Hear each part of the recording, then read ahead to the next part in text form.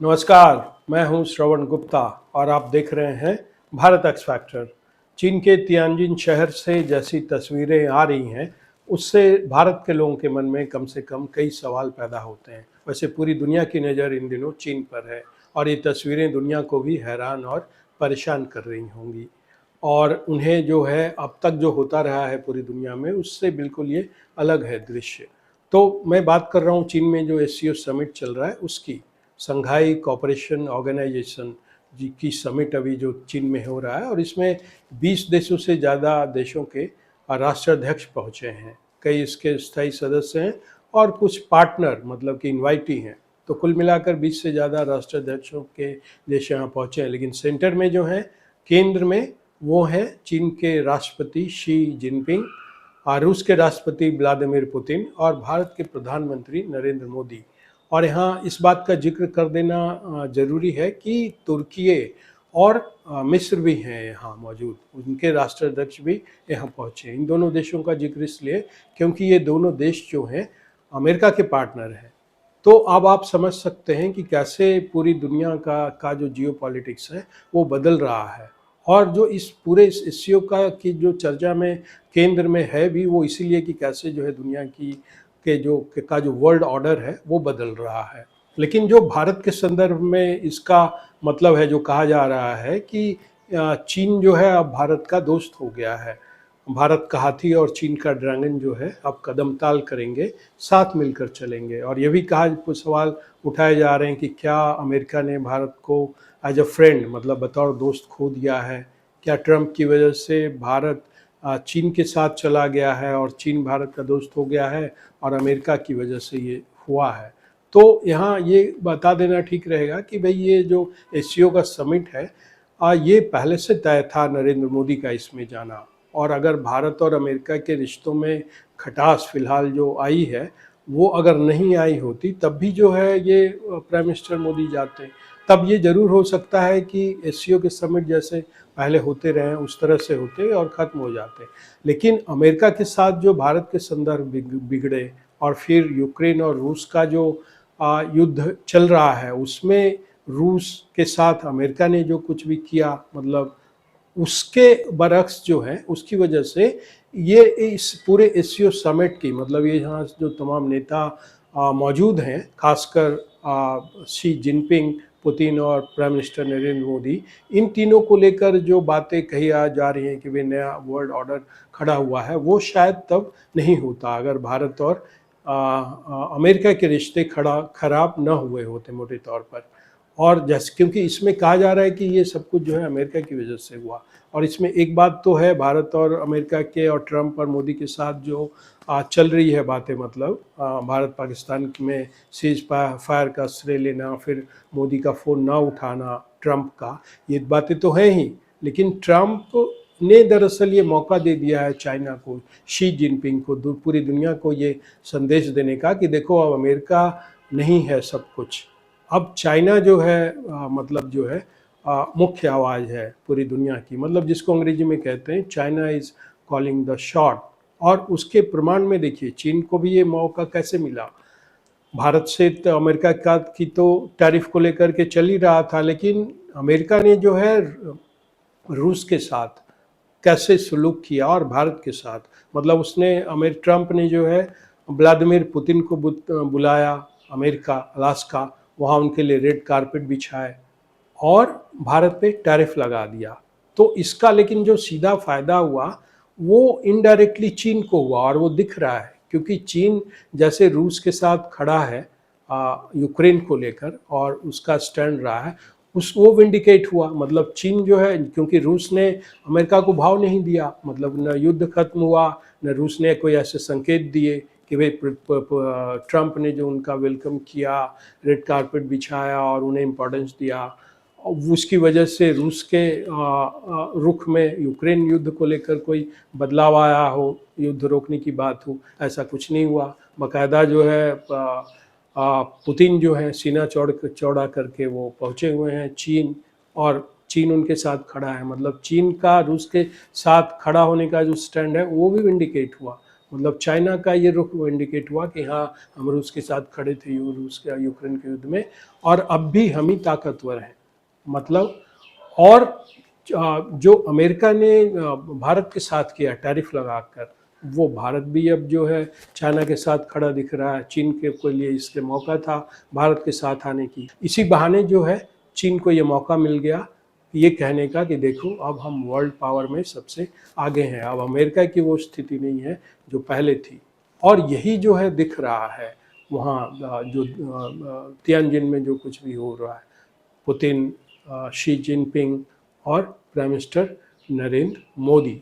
लेकिन भारत के संदर्भ में जो ये कहा जा रहा है कि भाई भारत जो है क्या चीन का अब दोस्त हो गया है, और जो जैसी तस्वीरें आ रही हैं चीन और भारत के संदर्भ में, वो लोगों के मन में सवाल पैदा करती है। और इसका एक दूसरा संदर्भ है अमेरिका का, जैसा मैंने पहले भी कहा कि क्या भारत ने अमेरिका को खो दिया है, क्योंकि अमेरिका ने बड़ी मेहनत की थी। और अगर अब आप बहुत पहले जाएं तो 62 में जो है कैसे JF कैनेडी ने जो क्यूबा का संकट था मिसाइल्स का, आपको अगर याद होगा, 62 में क्यूबा में जो है सोवियत रूस ने जो न्यूक्लियर वॉरहेड वाले जो है मिसाइल्स तैनात कर दिए थे अमेरिका के खिलाफ। तब अमेरिका और सोवियत रूस के साथ बड़ी मुश्किल से युद्ध रुका था, और इसका श्रेय दिया गया था तब अमेरिका के प्रेसिडेंट जॉन F कैनेडी को। और उसी समय भारत पर चीन ने आक्रमण किया था अक्टूबर में 62 में। कहा जाता है कि अगर अमेरिका का चीन पर तब दबाव नहीं होता 62 में, तो चीन और आगे बढ़ता। हो सकता है कि वो चिकन नेक तक आ जाता, उसे काट देता, और कलकत्ता भी तब मुश्किल में पड़ जाता। तो ये तो पुरानी बात हो गई, मतलब चीन और अमेरिका और भारत के संदर्भ में। लेकिन पिछला 30 साल जो है अमेरिका ने मेहनत की भारत के साथ संबंध सुधारने पे। कम से कम 3 प्रेसिडेंट आप देखें हैं। ये शुरुआत हुई जैसे बिल क्लिंटन से, जब कारगिल वार हुआ 99 में, तो वो मार्च 2000 में भारत पहुँचे बिल क्लिंटन। उसके बाद फिर दूसरे जो उनके बाद आए जॉर्ज W बुश, उनके समय में जो है भारत के साथ और रिश्ते अच्छे हुए। जॉर्ज W बुश ने जो पहली बार जो है न्यूक्लियर एग्रीमेंट किया, सिविल न्यूक्लियर एग्रीमेंट भारत के साथ, और पहली बार उन्होंने भारत को जो है परमाणु ताकत माना, परमाणु हथियार वाला देश भारत, उसको जो है मान्यता दी। नहीं तो उसके पहले जो है नॉन प्रोलिफरेशन को लेकर तमाम तरह की चीज़ों में भारत को घसीटा जाता था। लेकिन जॉर्ज W बुश ने ये साफ कर दिया कि हाँ, भारत अब परमाणु बम वाला देश है, और उसके साथ फिर सिविल न्यूक्लियर एग्रीमेंट हुआ। इसके बाद फिर जो है बराक ओबामा आए 2010 में। उन्होंने जो है कहा कि भाई UN सिक्योरिटी काउंसिल में जो है भारत को स्थायी सदस्यता मिलनी चाहिए संयुक्त राष्ट्र में। इसकी बात उन्होंने की बराक ओबामा में। फिर वो 15 में फिर आए बराक ओबामा, और बराक ओबामा ने जो है जैसे जॉर्ज W बुश और बिल क्लिंटन की तरह पाकिस्तान नहीं गए उस दौरे में, वो भारत आए और फिर भारत से ही वापस चले गए। तो इन तमाम जो 3 राष्ट्रपति ने जो मेहनत की भारत के साथ अच्छे संबंध करने होने के, वो उस पर जो है ट्रंप ने पानी फेर दिया है। ये इसका एक बैकग्राउंड है। तो इस संदर्भ में लेकिन अब जब ये सब कुछ हो गया, और ये बात दुनिया कह रही है, मतलब अमेरिका के लोग कह रहे हैं कि भाई कैसे ट्रंप की बेवकूफ़ी की वजह से भारत जो है चीन के साथ चला गया है। मतलब जो अमेरिका के जो अलायंस पार्टनर थे वो अब शिफ्ट होते देख रहे हैं चीन की तरफ, और चीन को मौका है कि वो अमेरिका को नीचा दिखाए, अमेरिका को की दादागिरी को जो है खुले तौर पर चुनौती दे कि इसमें रूस है उसके साथ फिलहाल जो है खड़ा दिख रहा है, और भारत को भी वो बता रहा है कि भाई भारत भी हमारे साथ है। क्योंकि चीन और भारत के लिए जो है अच्छी अच्छी बातें कही जा रही हैं चीन के द्वारा। भारत ने भी कहा है कि हाँ भाई ठीक है। लेकिन चीन के संदर्भ में ये ज़रूर है कि अब ये भारत पहले वाला ये कहा जा रहा है, और सच भी है कि भारत पहले वाला नहीं है देश। अब पूरा चीन जो है लगभग भारत की रेंज में है, जो मिसाइल्स हैं उसके अग्नि उसकी रेंज में है। और अभी भी जो है 50,000 सेनाएं जो हैं खड़ी हैं, मतलब कि लौटी नहीं है। तो चीन को ये मालूम है कि भाई भारत से अब दुश्मनी मोल लेकर के कोई फ़ायदा नहीं है। तो अब वो बराबरी वाली स्थिति में भारत उसके साथ पहुंच चुका है। तो उसे लग रहा है कि भाई ठीक है, भारत के साथ अब दोस्ती वाला ही रुख रखो। लेकिन यहाँ भारत और अमेरिका और चीन में फ़र्क ये है कि अमेरिका में जो कुछ भी होता है, भारत के खिलाफ भी अगर कुछ होता है तो यहाँ भारत के लोगों को दिख जाता है, पूरी दुनिया को दिखता है कि हाँ भाई अमेरिका में ये हुआ, भारत के खिलाफ हुआ या भारत के पक्ष में हुआ। मतलब वहाँ जो कुछ भी होता है वो दिखता है। जो क्योंकि वो डेमोक्रेटिक कंट्री है पूरा, अमेरिका, यूरोप, तमाम जो पश्चिमी देश हैं, तो वहाँ जो कुछ भी होता है भारत देख लेता है कि हाँ ये दिख रहा है, ये सही है, ये गलत है। लेकिन चीन में कुछ नहीं होता। चीन तो कह रहा है कि अब ड्रैगन और हाथी साथ चलेंगे, लेकिन वहाँ क्या होता है, क्या होगा, वो भारत को दिखेगा नहीं। चीन को पर जो है भारत को भरोसा करना पड़ेगा।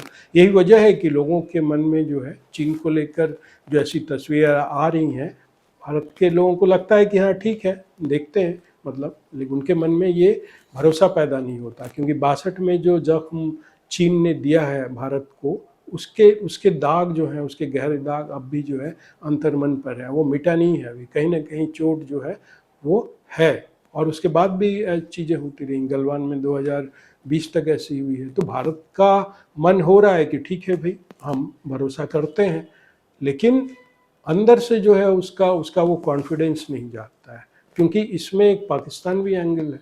भाई पाकिस्तान को चाइना जो है कहता है इरेप्रेसिबल फ्रेंड, मतलब ऐसा दोस्त जिससे बदला नहीं जा सकता, और पाकिस्तान कहता है कि चीन जो है हमारा आयरन फ्रेंड है, आयरन फ्रेंड।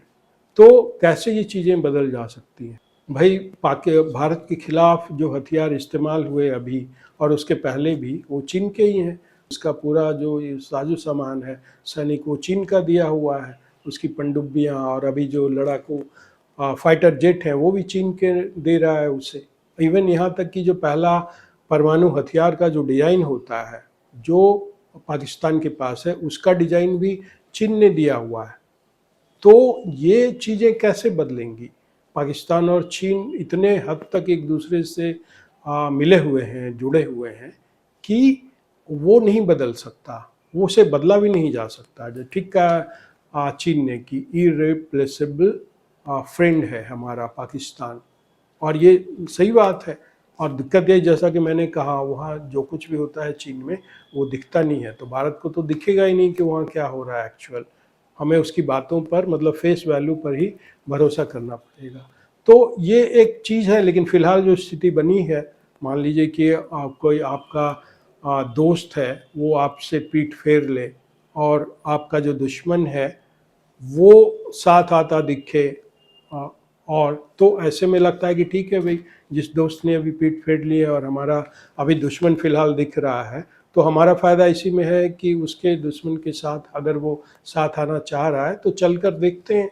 मतलब स्थितियाँ तो ऐसी नहीं रहने वाली है हमेशा, हो सकता है कि स्थितियाँ बदलें। इसी बीच ये ज़रूर होगा कि भारत को जो है ऐसे माहौल में खड़ा होने की, आगे बढ़ने की जो ताकत है उसकी, जो कई बार पता नहीं लगती है आदमी को। जब समस्या आती है, मुसीबत आती है, तभी वो अपनी ताकत को पहचानता है और नए रास्ते खोजता है। तो हो सकता है कि भारत के लिए इसमें जो है एक रास्ता दिखे अपनी ताकत को और वो पहचाने, जैसा कि स्वदेशी और तमाम चीज़ों का जिक्र हो रहा है। तो मोटे तौर पर ये है कि जो अभी जो कुछ भी दिख रहा है उसको वो अमेरिका की वजह से पैदा हुआ है, जिसकी वजह से चीन को ये मौका मिल गया है कि अमेरिका के जो पार्टनर हैं, अलायंस पार्टनर हैं, उसके दोस्त हैं, उसे वो अपने पाले में खींचे और उसे वो दिखाए अमेरिका को, मतलब उसके हौसले को पस्त करने की कोशिश करे। रूस तो पहले से ही चीन के साथ है।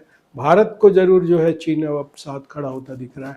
भारत को इसमें सोचना है कि कैसे यहाँ से आगे जाना है। लेकिन यहाँ के लोगों के मन में ये ज़रूर है कि वो जो तस्वीरें हैं उसका दिल नहीं करता कि इस पर वो भरोसा करें। लेकिन देखना होगा, आंखें खोल कर हमें रहना होगा, चलना होगा, जब तक स्थितियाँ, पूरा जो परिदृश्य है ये अभी पूरा जियोपॉलिटिक्स अमेरिका के संदर्भ में, भारत के संदर्भ में वो न बदले। तो आज के एपिसोड में इतना ही। अब हमें आज्ञा दीजिए। आपसे अनुरोध है कि इस चैनल के वीडियो को लाइक करें, शेयर करें और चैनल को सब्सक्राइब करें।